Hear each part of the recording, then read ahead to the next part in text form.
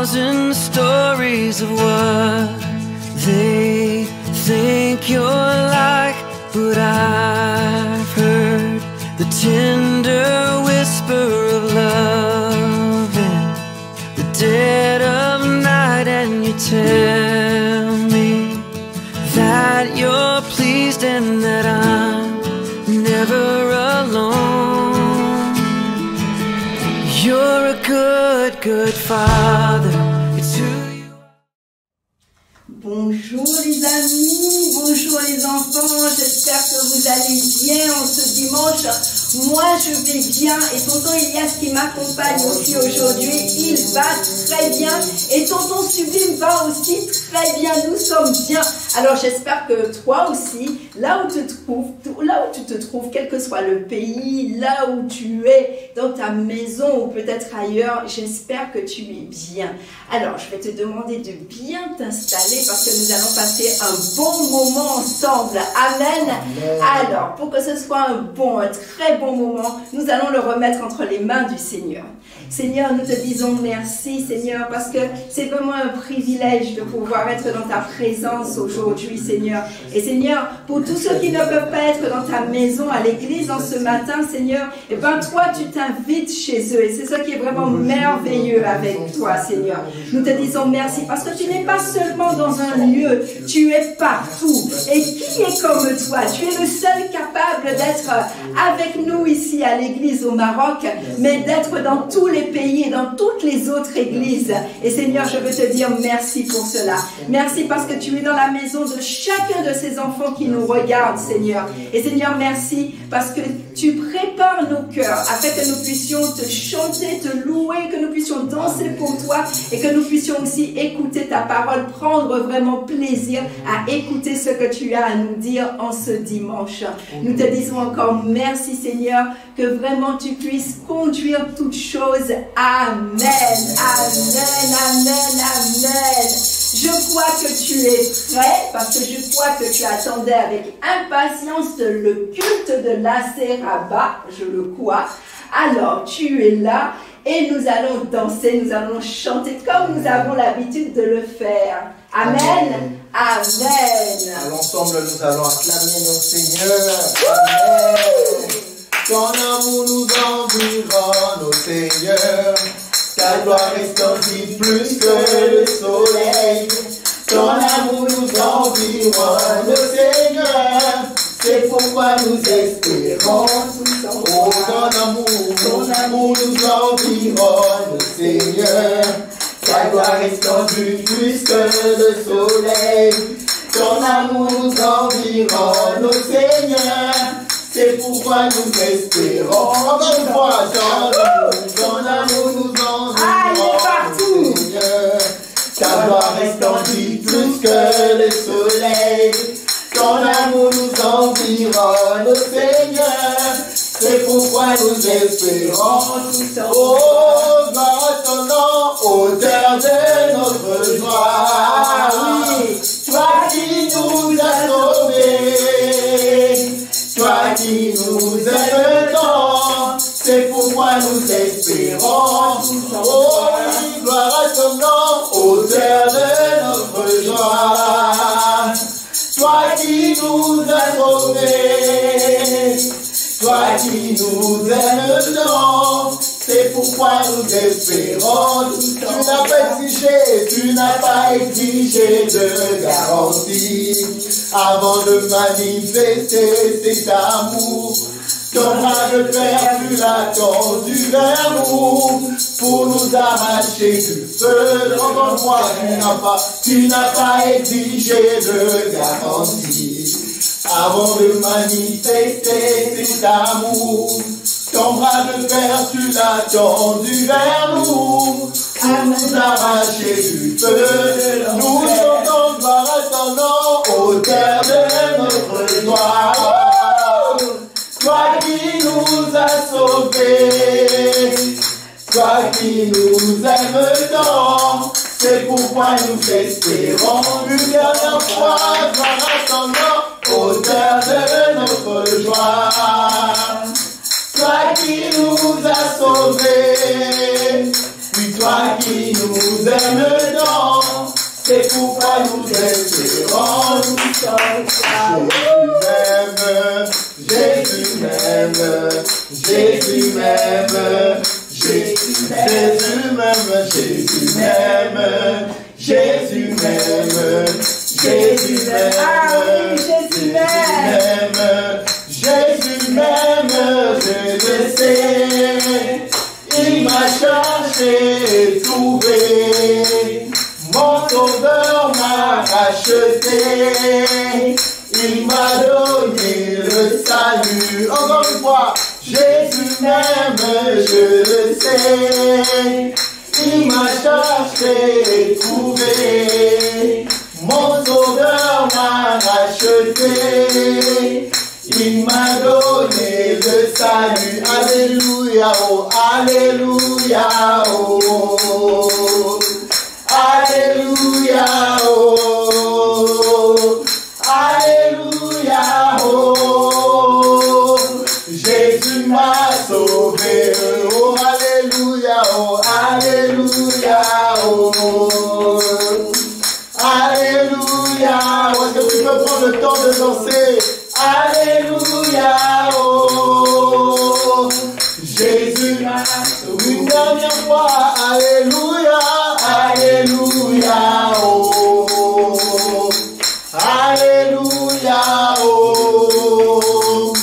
Alléluia, oh. Jésus m'a sauvé. Alléluia. Alléluia. Alléluia. Jésus m'aime, je le sais. Il m'a cherché, trouvé. Mon sauveur m'a racheté. Il m'a donné le salut. Jésus m'aime, je le sais. Il m'a cherché, trouvé. Mon sauveur m'a racheté. Il m'a donné le salut. Est-ce que tu comprends ce que ça veut dire, mon sauveur m'a Jésus racheté? m'aime, En fait, tu sais, sais. nous avons le péché en nous. Il m'a Et nous naissons en cherché étant pécheurs. et Et Dieu trouvé. déteste le péché. Et la Bible nous dit que le salaire du péché, en fait, le péché conduit à la mort.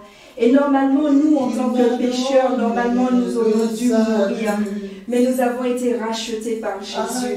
Ça veut dire que Jésus a accepté de prendre notre place.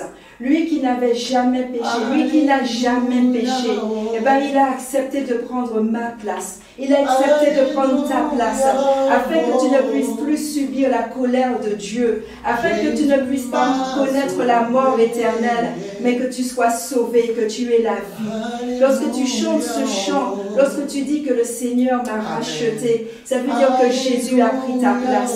Jésus a pris ta place. Normalement, c'est toi qui aurais dû être puni. Normalement, c'est moi qui aurais dû être puni. Mais Jésus a accepté de souffrir à la croix.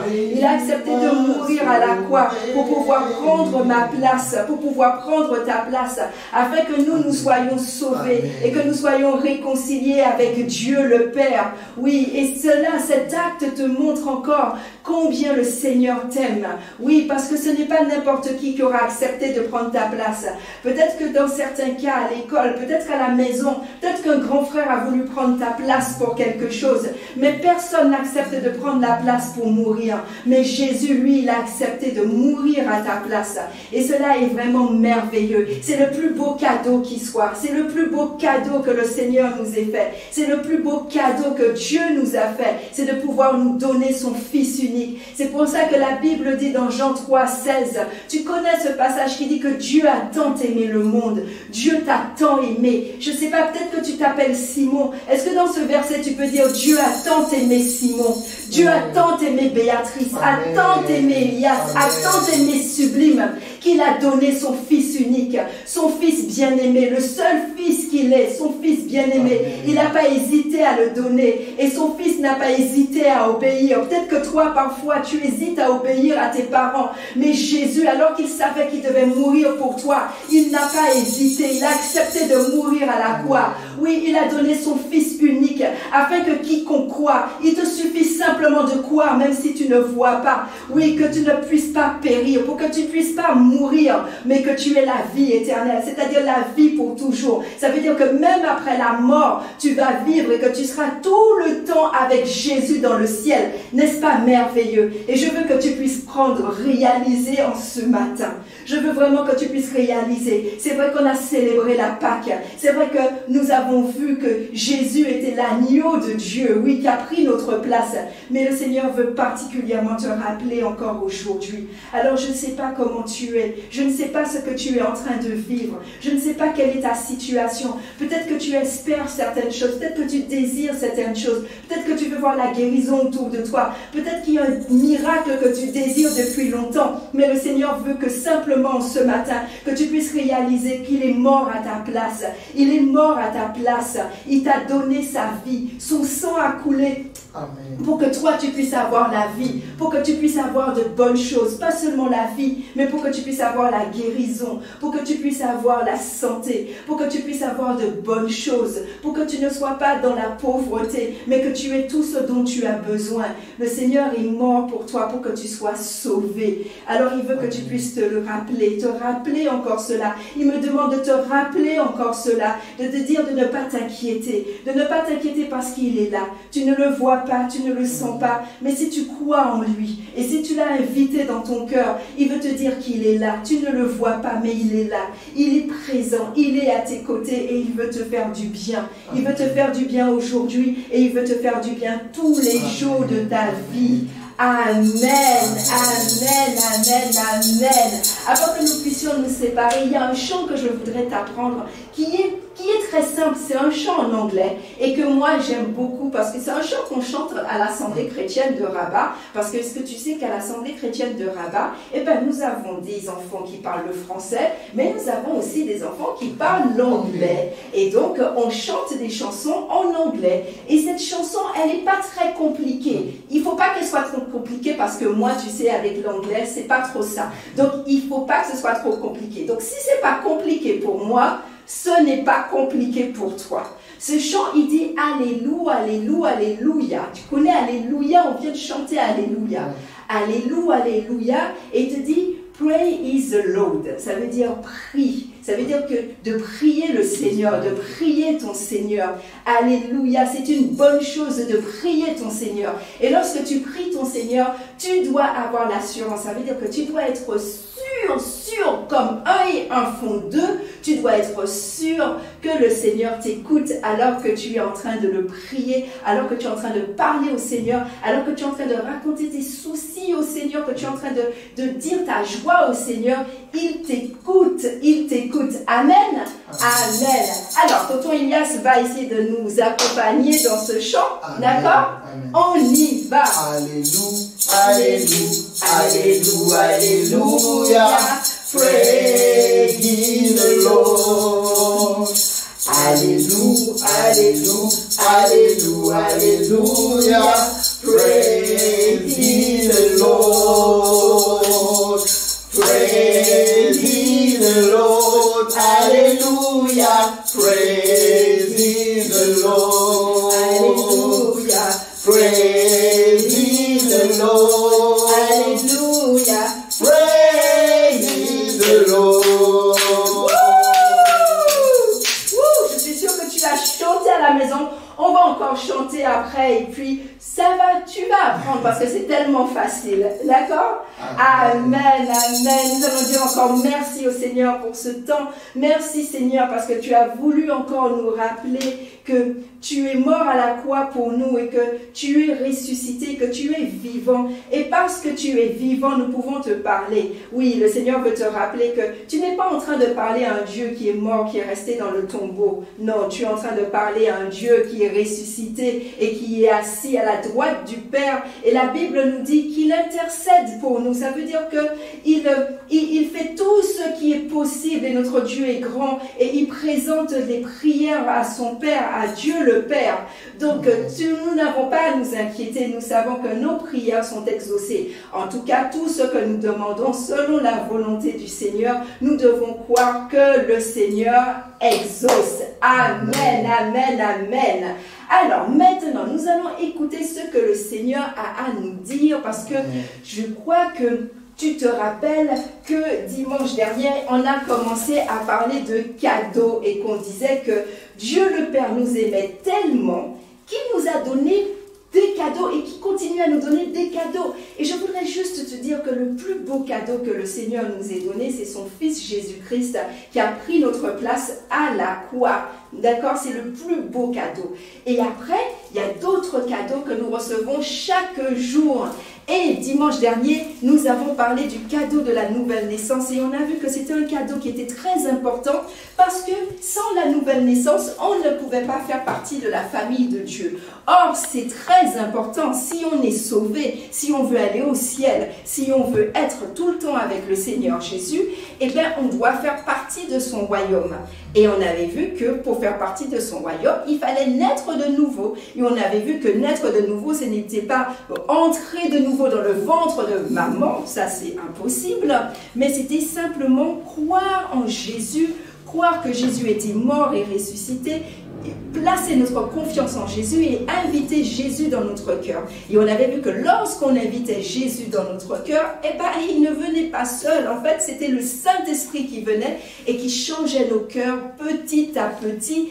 Et alors que notre cœur pouvait être tout noir quand on ne connaissait pas Jésus, quand on n'avait pas accepté Jésus dans notre vie, une fois que le Saint-Esprit vient et nous disons oui à Jésus, notre cœur devient tout blanc. C'est un nouveau cœur, c'est une nouvelle personne. Alors on a dit nouvelle personne, pas dans le physique, mais nouvelle personne dans le cœur. Amen, amen. Et aujourd'hui, nous allons voir un deuxième cadeau. Et le deuxième cadeau, c'est l'amour. Et c'est un cadeau tellement merveilleux. Et ce cadeau est merveilleux parce que nous savons que Dieu nous aime, que Dieu nous a tellement aimés qu'il a donné son Fils unique.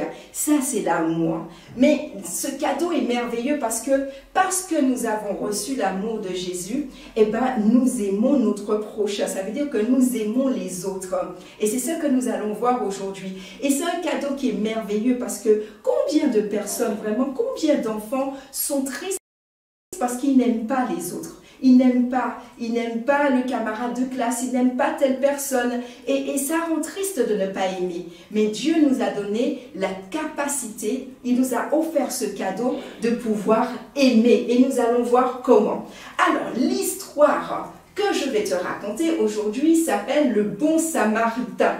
Et c'est une parabole que l'on trouve dans Luc 10 à partir du verset 25. En fait, les paraboles, j'en ai déjà parlé. Les paraboles, c'est une façon que Jésus utilisait pour pouvoir parler aux disciples. Et il montrait bien que c'était seulement les disciples qui pouvaient comprendre et il donnait l'explication aux disciples. Et donc, la parabole du bon samaritain, la parabole, en fait, c'est que Jésus se sert d'une histoire, une histoire du quotidien, une histoire que l'on comprend très facilement, mais cette histoire très simple, c'est pour pouvoir révéler des vérités, pour nous parler de vérités justement du royaume de Dieu. C'est pour nous parler de comment on doit être dans le royaume de Dieu et comment est le royaume de Dieu.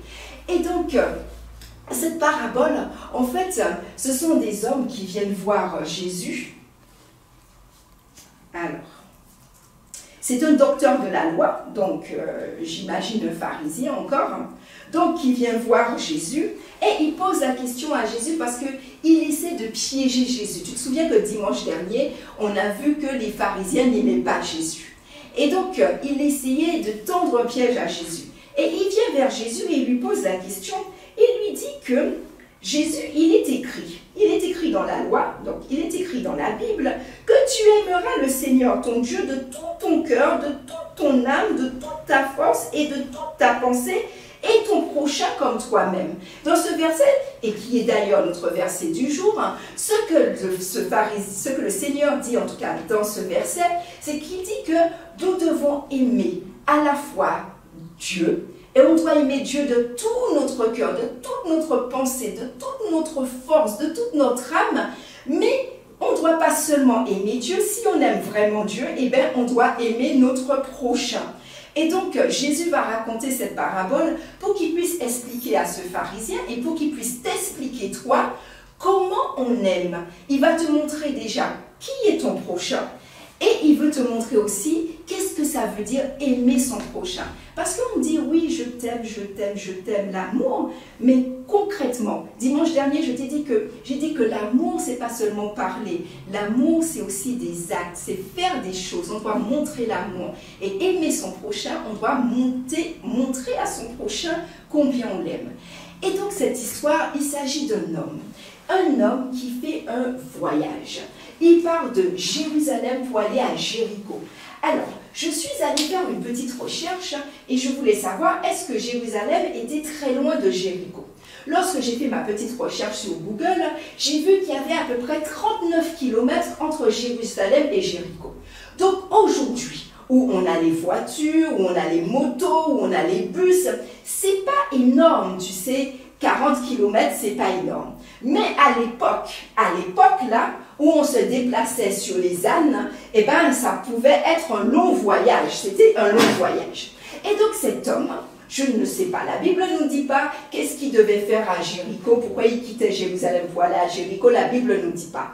Par contre, ce que Jésus est en train de dire, c'est que pendant ce trajet, qui prenait du temps, tu sais, sur ces trajets, il y avait toutes sortes de dangers, parce que sur les routes, il y avait des brigands. Et Jésus est en train de dire que il y a des brigands qui vont attaquer cet homme. Et non seulement ils vont dépouiller cet homme, tu sais, ça veut dire qu'ils vont tout lui voler. Alors j'imagine qu'ils vont même voler ses vêtements. Ils ont tout volé. Mais ils ne se sont pas contentés de voler tout ce qui appartenait à cet homme. Ils ont aussi frappé cet homme. Peut-être que cet homme allait voir sa famille à Jéricho et peut-être que cet homme avait plein de cadeaux. Tu sais, quand on va voir sa famille et qu'on a des cadeaux. On lui a tout volé. Mais non seulement on lui a volé, mais on l'a en plus frappé. Frappé tellement qu'il avait des blessures. Et la Bible nous dit que lorsque les brigands sont partis, ils l'ont laissé comme mort. Donc j'imagine qu'il avait été tellement frappé qu'il n'avait plus de force. Il ne pouvait plus bouger, il ne pouvait plus se relever. Et j'imagine que ce monsieur était sur la route, ce pauvre monsieur était sur la route et qu'il devait saigner. Et il était là et il ne pouvait rien faire. Il devait souffrir et attendre simplement la mort. Tu sais, peut-être que toi, tu es là aussi et tu souffres. Peut-être que tu ne souffres pas parce qu'on t'a frappé, peut-être que tu ne souffres pas parce qu'on t'a donné des coups et que tu saignes, mais peut-être qu'au fond de toi, tu souffres parce que, par exemple, tes parents sont divorcés, tes parents se sont séparés et que ton papa te manque. Donc là, tu souffres. Peut-être que tu souffres parce que tu avais un très bon ami et tu as déménagé, tu n'as plus cet ami. Peut-être que tu souffres parce que tu es tout seul à l'école, tu n'as pas d'amis à l'école. Ça aussi, c'est la souffrance. Et Jésus veut te dire qu'il est là et qu'il est celui qui secourt celui qui est dans la souffrance. Il est celui qui vient montrer combien il aime celui qui souffre et qui veut te redonner la joie. Amen, amen. Peut-être aussi que tu es là, tu écoutes la leçon et que tu es comme ces brigands. Ah, ça arrive. Peut-être que toi, tu aimes frapper, tu aimes taper, tu aimes faire le mal. Mais Jésus a aussi une réponse pour toi et Jésus veut te parler parce qu'il est mort à la croix pour toi aussi, pour que tu puisses être sauvé. Est-ce que tu sais que la Bible nous raconte que lorsque Jésus a été crucifié à la croix, eh ben Jésus était entre deux brigands, des hommes qui avaient fait des choses mauvaises. Et la Bible nous raconte qu'il y a un brigand qui a été sauvé.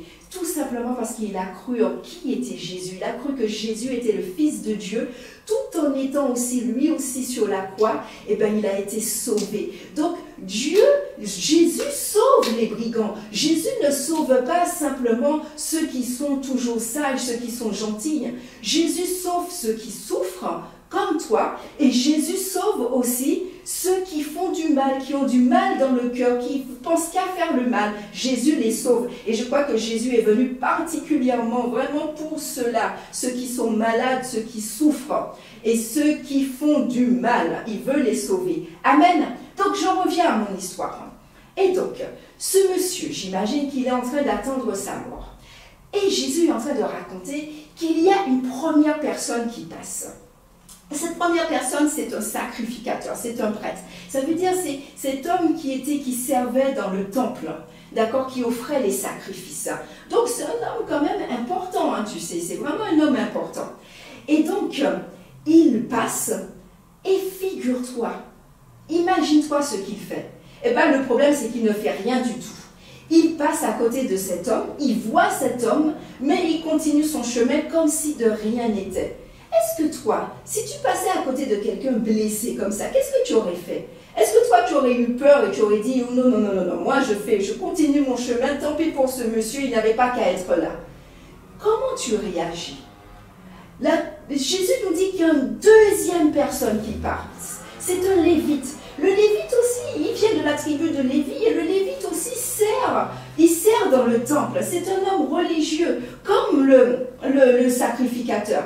Eh bien, figure-toi que le lévite fait exactement la même chose. Il passe et il ne s'arrête pas. C'est quand même quelque chose. Hein. Mais moi, j'aurais aimé vraiment que tu puisses réfléchir, que tu puisses dire, toi, réellement, qu'est-ce que tu aurais fait? Peut-être des fois, quand on voit un accident sur la route, eh bien, des fois, on s'arrête juste parce qu'on est curieux, mais on ne s'arrête pas parce qu'on veut aider la personne. On veut juste voir qu'est-ce qui s'est passé, on veut juste voir au niveau de l'accident comment la voiture y est abîmée, on veut voir s'il y a un blessé, mais on n'a pas vraiment envie d'aider. Et ça, c'est le manque d'amour. Et c'est pour ça que Dieu veut nous faire ce cadeau merveilleux de l'amour. Parce que quand on n'a pas d'amour, eh bien, on n'a pas envie d'aider l'autre. Et Jésus nous dit qu'il y a une troisième personne qui passe. Et cette personne, vraiment, c'est un Samaritain. Alors, je vais t'expliquer qu'est-ce qu'un Samaritain pour que tu puisses bien comprendre l'importance de l'histoire. Le Samaritain vient d'une ville qui s'appelle Samarie. Et en fait, le Samaritain avait des traditions différentes des Juifs, du peuple de Dieu. D'accord? Ils n'adoraient pas dans le même lieu. Tu sais, les Juifs adoraient Jésus à Jérusalem, mais les Samaritains, ils n'adoraient pas le même lieu. Et les Juifs n'aimaient pas les Samaritains. Vraiment, les Juifs n'aimaient pas les Samaritains. Pourtant, figure-toi que c'est un Samaritain qui s'arrête. Lui, il va passer. C'est comme s'il avait le cœur de Jésus, parce que je crois que Jésus, il serait passé, il aurait vu quelqu'un blessé, Jésus serait arrêté. Franchement, non seulement il se serait arrêté, mais il aurait guéri cette personne. Et bien, ce Samaritain, même s'il n'était pas aimé des Juifs, et ben, il avait le cœur de Jésus, parce que lui, il va s'arrêter. Non seulement il va s'arrêter, la Bible nous dit qu'il va aller vers cet homme, il va regarder l'état de cet homme, il va commencer à penser les blessures de cet homme, il va mettre de l'huile d'olive et du vin. Alors du vin, je ne sais pas trop pourquoi, peut-être que le vin, comme il y a de l'alcool, du vinaigre, peut-être que c'est pour désinfecter. Tonton Sublime me dit oui, oui, oui. Donc je pense que c'est ça. Le vin pour pouvoir désinfecter les blessures. Et puis il a mis l'huile d'olive vraiment pour pouvoir soulager. Parce que j'imagine que l'huile d'olive vraiment soulage et peut peut-être aider à la cicatrisation. Donc non seulement il va soigner ce monsieur, mais la Bible nous dit qu'il va mettre ce monsieur sur son âne. Ça veut dire qu'il ne s'est pas contenté de soigner le monsieur et de continuer son chemin. Il a dit non. Il a eu pitié, la Bible dit qu'il a eu beaucoup de compassion, de pitié pour cet homme. Il n'a pas cherché à savoir si cet homme était samaritain comme lui, il n'a pas cherché à savoir si cet homme était juif, il n'a pas cherché à connaître la nationalité de cet homme, il n'a pas regardé la couleur de la peau de cet homme, il a été simplement touché de voir cet homme blessé. Il l'a soigné, il l'a mis sur son âne et il a amené cet homme dans une auberge pour qu'il puisse être encore, pour qu'on puisse prendre soin de lui. Et là où tu vois vraiment le cœur de ce monsieur, c'est que en plus, le lendemain où il fallait qu'il parte, eh ben, il a laissé de l'argent à l'aubergiste en lui disant « Voici l'argent que je te laisse pour que tu puisses prendre soin de cet homme jusqu'à ce qu'il soit guéri. Et s'il manque de l'argent, lorsque je vais revenir, je vais te payer ce qu'il faut. » Et là, à travers cette histoire, le Seigneur a vraiment montré qu'est-ce que c'est aimer. Je te dis que aimer, on sait que Dieu nous aime parce qu'il a donné son Fils unique. Et la Bible nous dit que nous devons aimer Dieu de tout notre cœur, de toute toutes nos pensées, de toute notre âme, de toute notre force. Mais le Seigneur est en train de nous montrer que si on dit qu'on aime Dieu, eh bien on doit aussi aimer notre prochain. Et notre prochain, c'est tout le monde. Notre prochain, c'est pas la personne qui est bien habillée, c'est pas forcément la personne qui est de la même nationalité, c'est pas forcément la personne qui nous regarde, qui nous ressemble, c'est pas parce que moi je suis une fille que mon prochain ce sera qu'une fille. Non, le Seigneur dit que on doit aider son prochain, quel que soit son prochain, quelle que soit la nature de notre prochain, même s'il n'est pas comme nous, même s'il est différent, même si toi tu as déjà reçu le Seigneur dans ton cœur, tu es sauvé, et que ton prochain c'est quelqu'un qui n'est pas sauvé, c'est un pécheur, c'est un garçon dans ta classe qui dit de gros mots, et bien même s'il est en difficulté, tu dois aller l'aider. C'est ça que le Seigneur a voulu nous enseigner, et c'est ça ce cadeau que le Seigneur nous donne. Parce que tu sais, déjà le Seigneur, si tu ne connais pas le Seigneur veut te dire qu'il t'aime suffisamment, même si tu es pécheur, pour pouvoir te sauver. Il t'aime même s'il est là pour venir te secourir, il est là pour venir te sauver, même si tu as fait des choses, mais vraiment pas possibles, que tu n'oses même pas révéler. Eh bien Dieu t'aime tellement qu'il veut te sauver. Et toi qui as déjà donné ta vie au Seigneur, le Seigneur veut te dire que tu sais, tu aimes Dieu. Et si tu aimes Dieu, tu dois aider ton prochain. Le Seigneur te demande vraiment de montrer les fruits de cet amour, de montrer des actions qui montrent cet amour. Et les actions qui montrent cet amour, c'est d'aider son prochain. Aider ta camarade de classe, même si c'est quelqu'un que tu n'apprécies pas très bien, même si c'est quelqu'un qui ne sent pas toujours très bon parce que voilà, et bien que tu puisses l'aider dans ses devoirs parce que tu vois qu'elle a des difficultés en mathématiques alors que toi, tu es la première dans la classe en mathématiques. C'est ça, aider son prochain. Aider son prochain, c'est quand tu vois maman et papa qui rentrent des courses et qui ont plein de choses, et ben que tu viennes aider à porter les paquets. Que tu vois cette mamie, et ben tu l'aides à porter les paquets, tu l'aides à traverser la route. C'est ça, aider son prochain. Il y a tellement de façons d'aider son prochain. Il y a beaucoup de façons. Et c'est ce que le Seigneur veut. Et c'est ça ce cadeau merveilleux. Parce que tu sais, naturellement, on n'aime pas. Vraiment, naturellement, on ne va pas aimer quelqu'un qui est différent de nous. On ne va pas aimer. Vraiment, naturellement, c'est comme ça. Mais Dieu nous a fait ce cadeau merveilleux de l'amour à travers son Fils Jésus-Christ, mais nous a donné aussi de l'amour. Et tu sais, quand tu nais de nouveau, ce qu'on a vu dimanche dernier avec ce cadeau merveilleux, eh ben, tu reçois aussi l'amour. Le Saint-Esprit te donne beaucoup d'amour dans ton cœur. Alors que les personnes que tu n'aimais pas avant, eh ben, tu vas commencer à les aimer. Tu vois, peut-être que Jésus, tu aimais Jésus comme ça, ben, tu vas commencer à aimer Jésus comme ça. Et l'amour est un cadeau merveilleux parce que l'amour nous fait faire beaucoup de choses et beaucoup de bonnes choses. Amen. Amen. Notre verset du jour, nous l'avons lu, se trouve dans Luc 10, le verset 27. Tu aimeras le Seigneur, ton Dieu, de tout ton cœur, de toute ton âme, de toute ta force et de toute ta pensée, et ton prochain comme toi-même. La première place dans ton cœur doit être pour Dieu. Après, il y a la place, oui, pour papa, pour maman, pour la famille, mais tu dois aimer Dieu de tout ton cœur. Mais le Seigneur te dit que si tu aimes vraiment Dieu, tu dois aimer aussi ton prochain. Tu ne peux pas dire, la Bible nous dit qu'on ne peut pas dire qu'on aime Dieu et détester notre frère, détester notre prochain. C'est pas possible. Si tu dis que tu aimes Dieu, tu dois aimer tout le monde, même le pécheur, parce que Dieu aime le pécheur et Dieu t'aime. D'accord ?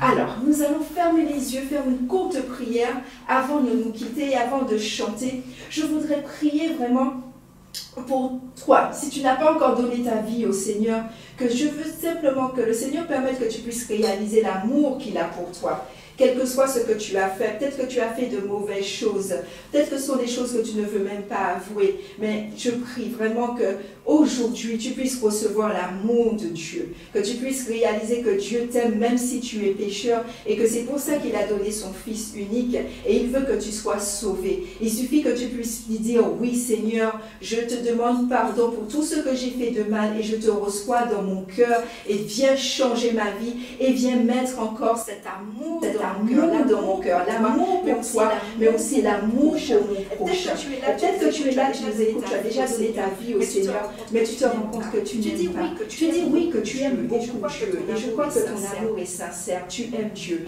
mais tu réalises que tu n'aimes pas forcément les autres, tu n'aimes pas forcément ceux qui sont différents de toi, tu n'aimes pas forcément ceux qui sont pécheurs. Alors tu vas élever la voix et tu vas dire Seigneur, remplis-moi d'amour, donne-moi encore plus d'amour pour ceux qui sont différents de moi, pour ceux qui ne font pas comme moi, qui physiquement sont différents, qui viennent d'un autre pays, d'une autre tribu, des personnes que comme ça simplement en regardant je peux juger, mais donne-moi de l'amour pour les personnes qui sont malades, pour les personnes qui sont blessées, donne-moi l'amour vraiment pour toutes ces personnes et que vraiment je puisse aider mon prochain. Dans le nom de Jésus, Amen, Amen. Alors, nous allons encore chanter avant de nous quitter. Nous allons encore exprimer notre joie. Amen, Amen. Alléluia, Alléluia, Alléluia. Praise ye the Lord. Alléluia, Alléluia, Alléluia, Alléluia. Praise ye the Lord. Praise ye the Lord. Alléluia. Praise ye the Lord. Alléluia. Praise ye the Lord. Alléluia. Praise ye the Lord. Amen, Amen, Amen.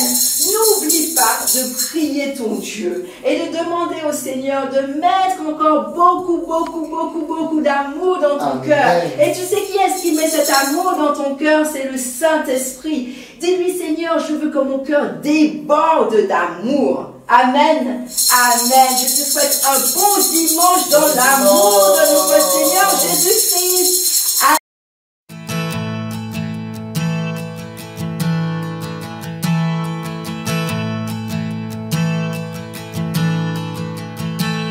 Oh, I've heard 1,000 stories of what they think you're like, but I've heard the tender whisper of love in the dead of night, and you tell me that you're pleased and that I'm never alone.